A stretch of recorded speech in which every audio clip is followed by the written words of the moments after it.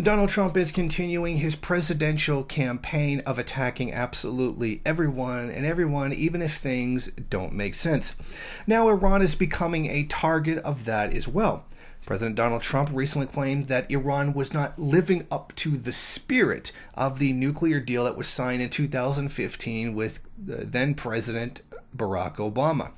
Now, he said this just 2 days after he said Iran was complying with the requirements that were laid out in the agreement.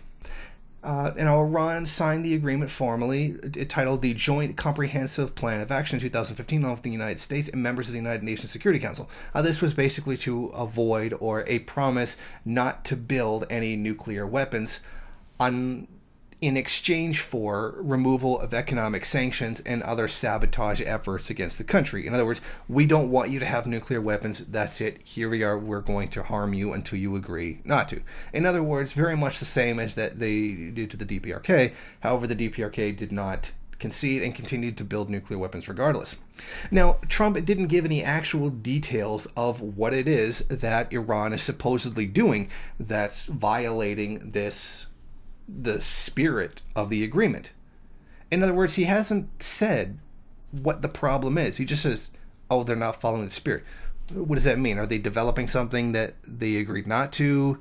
Or what's going on here? Because, of course, Trump is probably completely bullshitting.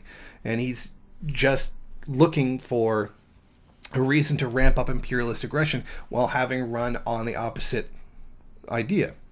So I don't really take this with much of a grain of salt that Iran is doing something they're not supposed to be doing, or violating the spirit of the agreement, which we can't even figure out what that's supposed to mean.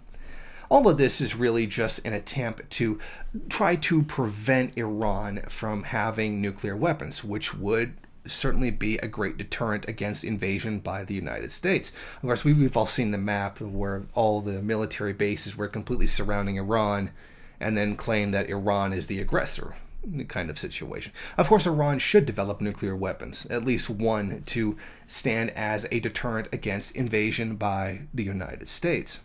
But I suspect that Iran will choose a much more diplomatic path and not do so in exchange for the lifting of sanctions against the country.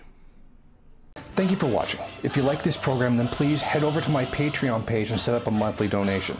It's your donations that keep this program running.